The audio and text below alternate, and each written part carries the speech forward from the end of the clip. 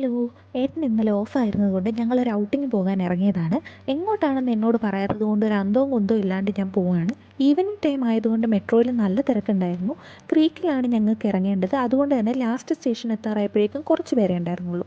Creek metro സ്റ്റേഷനിൽ നിന്നും അൽജദ water metro സ്റ്റേഷനിലേക്ക് കുറച്ച് നടക്കാനുണ്ടായിരുന്നു.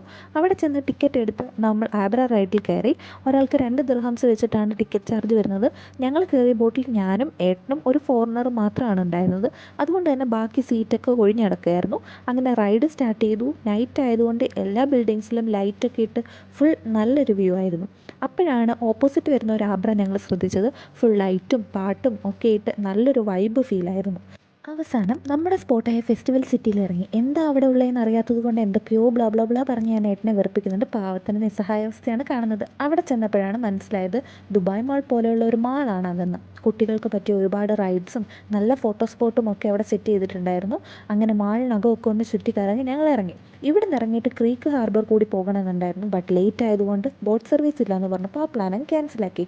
ലേറ്റ് ആയതുകൊണ്ടാകും മെട്രോ സ്റ്റേഷനിലും തിരക്ക് കുറവായിരുന്നു. അങ്ങനെ ഇന്നത്തെ ഔട്ടിങ് കഴിഞ്ഞ് ഭയങ്കര ടയേർഡായിട്ട് ഞങ്ങൾ തിരിച്ച് റൂമിലേക്ക് പോവാണ്. അപ്പോൾ ടാറ്റാ ബൈ ബൈ.